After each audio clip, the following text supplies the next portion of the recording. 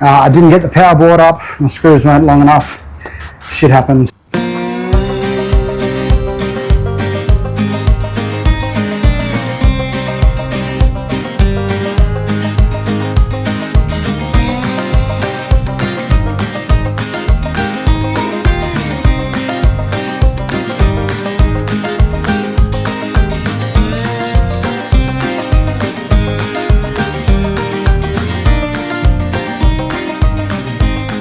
Okay, so in preparation for winter, we've gone and bought a camping trailer.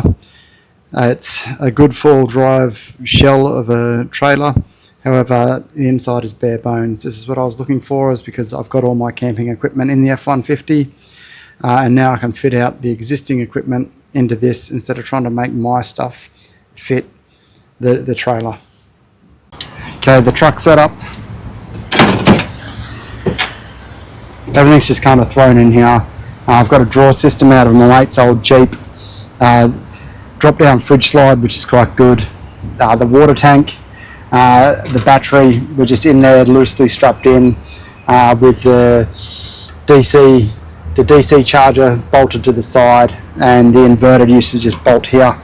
Then all my tools and recovery equipment just scattered around. The water tank was strapped to the back of the truck bed there. Come around the side and we've got the recovery shovel. Then in the side is half kitchen, half oils for the motorbike.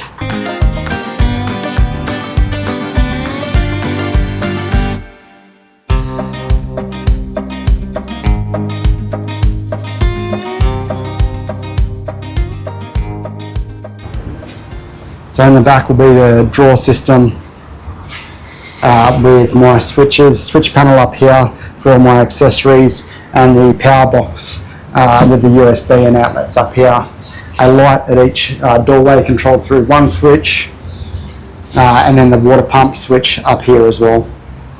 The drawer system at the moment either run with Gully's one that I pulled out of his Jeep, or we're going to custom make our own one. We'll see how we go. Okay, as far as layout internally goes, the power board will be up here with the battery just below. The water tank will run across here, trying to center the weight, with the pump being on this side, and the hose will just loop around past the opposite wheel well and run down to the back.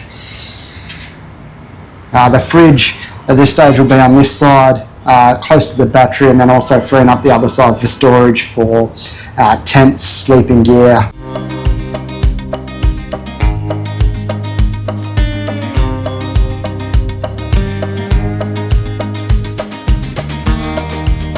And then my workshop will come out into the 45-degree heat under the balcony. I've got some more tools and parts in here, and this is what I'm working with, 4 meters by 3 meters, but at least the view is good. Unfortunately, it's just 45 degrees. Okay, so I've already made my power board before I started filming everything. Just a quick rundown. So we go from the 300 amp hour lithium battery I've got in the vehicle, come down into a cut-off switch so that I can isolate the whole system if I need to do any work on it. From that into the bus bar. The bus bar, then all the positives for all my other systems. My 100 amp solar panel is up on the roof of the car. That'll come down through a circuit breaker before it goes up into the solar charge controller. From there, the positive will come out, go through another circuit breaker, and then into the direct into the battery for charging the battery. Okay, and then my fuse box of all my appliances that I'm running on my switches will come in through the fuse box, through a circuit breaker, and then onto the bus bar. For my 1000 watt inverter, DC to AC, so this is for my fridge. The fridge doesn't like to run on 12 volt because of the heat over here in the UAE, so 240 volts is the best way to go. So the power again from the bus bar up through 100 amp fuse, and then into the DC to AC inverter. From there, that'll be plugged into the fridge. When this isolates, it doesn't isolate the solar charge controller or the solar panel, so that I can charge my battery all the time when I'm parked, and I can just turn off all the other accessories so I won't be draining my battery out by accident. Okay, so we've got the power board installed. We've got to reroute the solar panel lights, leads, and also make room for the battery leads.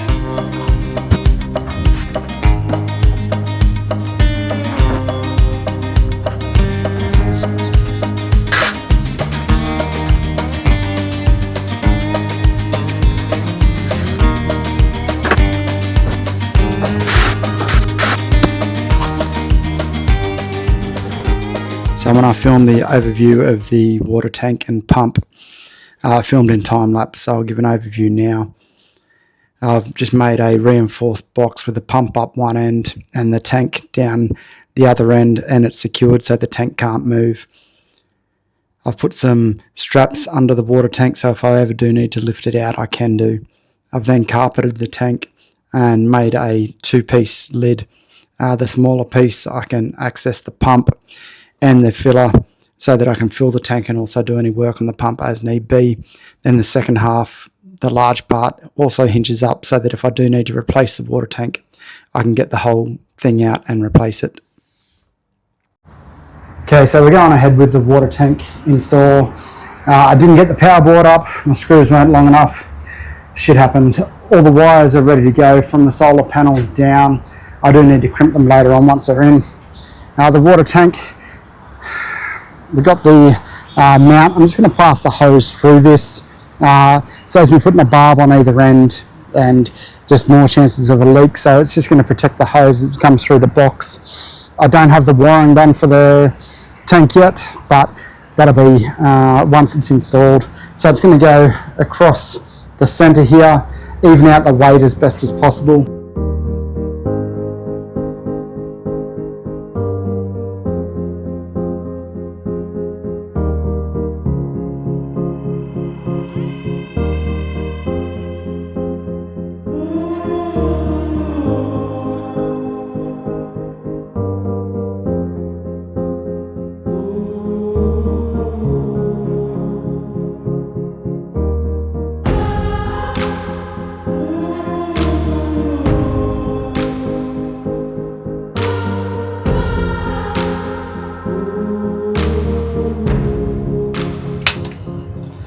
Okay, so we've got it installed.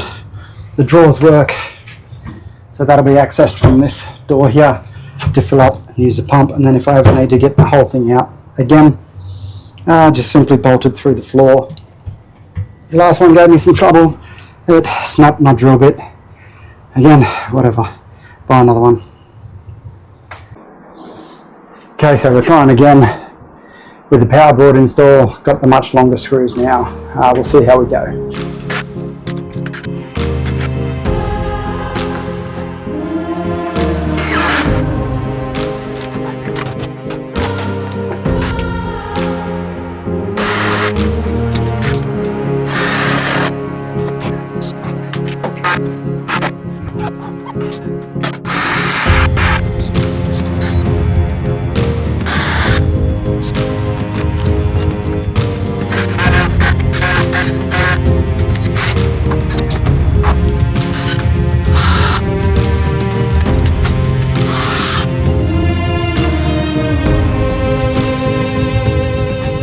Alright, so that's in.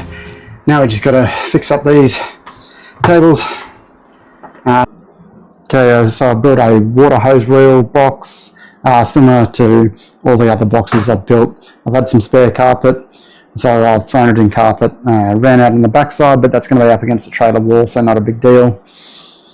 This way, you can just grab the hose whenever you need it. It stays away nicely. I have a lid in case any leaks or anything like that.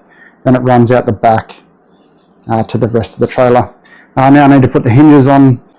Okay, so the easiest way I've found is grab a scrap of wood, staple some scrap of carpet onto it, and that's now acting as my wall, my rear wall coming up to give me the correct thickness.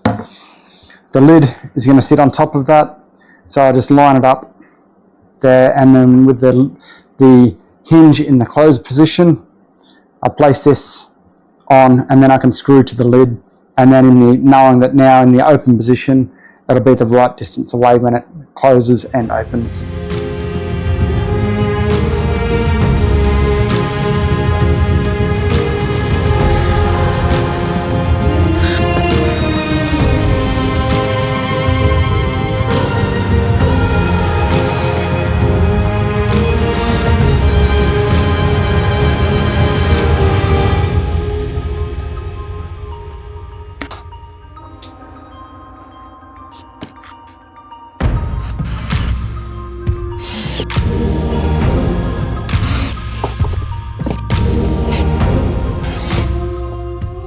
Okay, so that's all done. Lid opens up. I can get to it if I need to. Hopefully never need to, get no leaks. I'll put a latch on it and it's ready to be bolted into the trailer. Simple. Okay, so we're going to fit the water hose reel here. The hose will run straight out the back and into the back of this, nice and easy, where the pump is installed. And then the switch panel is going to go up here, and then pending the room, we'll play around with it. The USB power board will go here underneath it.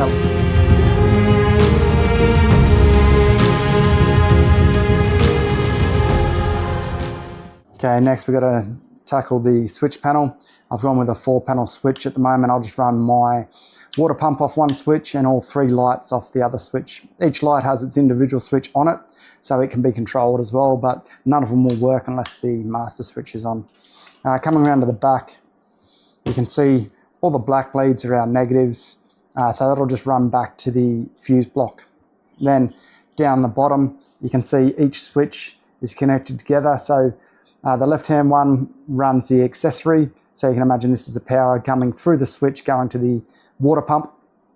Then the other one runs the light switch, or the light on the switch, which I only want on when the switch is on or when the circuit is active. So that's why it's on the bottom. Then the middle one is the power coming from the fuse board. Initially, these are linked together all to run off the one fuse, but I want my circuits all on separate fuses. So I've got 4 there, obviously 1 for each switch. I'll rig that up now so that each switch is on its own fuse board, on its own fuse. Then got the mounting box. Originally, we've got the USB kit that was going to sit above it with the cigarette adapters, but I just feel like it sticks out way too far for my liking, so it's going to go under it.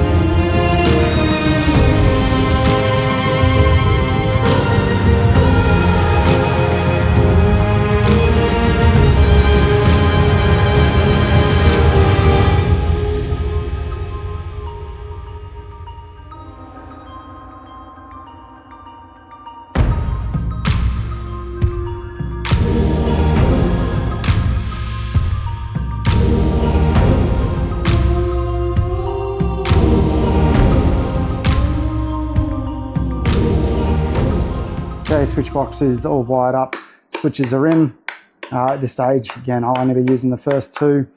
At the other side, we've got our 4 wires that'll run to the fuse box, and then 2 accessory wires, 1 for the water pump and 1 for the lights. The other 2 accessory leads are still inside at the moment because I just don't need them. I'll hook up the power now, so I've got power to the switch. And then if I've got another accessory, I can just run the accessory wire back to the switch. And then I've got my earth that'll run back to the fuse box. Done. I don't really measure anything. And I'm going to put that nice and high. I'm even considering there, and the power board just here. That'll give me space to run the wires over the top.